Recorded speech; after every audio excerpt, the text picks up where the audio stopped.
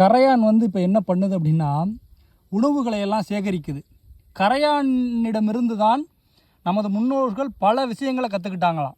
பாருங்கள், கரையான் என்ன பண்ணுது அப்படின்னா, இந்த மழை காலங்களில் கிடைக்கக்கூடிய இந்த புல் இதுகளெல்லாம் வெட்டி கொண்டு போய் வச்சிரும்.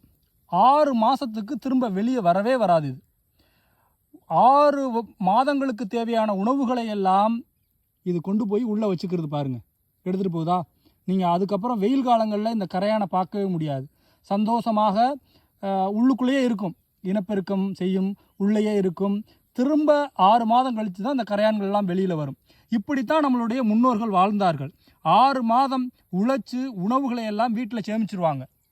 அதற்கு பிறகு அடுத்த 6 மாதங்கள் திருவிழாக்கள், கோயில் திருவிழா, இப்படி உள்ளூர் திருவிழான்னு மகிழ்ச்சியாக வாழ்ந்தார்கள். நாம் தான் இப்போ வருடம் முழுக்க பணத்தை தேடி ஓடிக்கொண்டிருக்கிறோம். கடைசி வரை வருடம் 365 நாளும் உழைத்து கொண்டிருக்கிறோம். ஏன் வாழ்கிறோம் என்றே தெரியல. உழைக்கிறதுக்காகத்தான் வாழ்கிறோம்ன்ற மாதிரி இருக்குது. ஆனால் நம்ம முன்னோர்கள் அப்படி வாழலையே. 6 மாதம் உழைப்பார்கள், 6 மாதம் மகிழ்ச்சியாக வாழ்வார்கள்.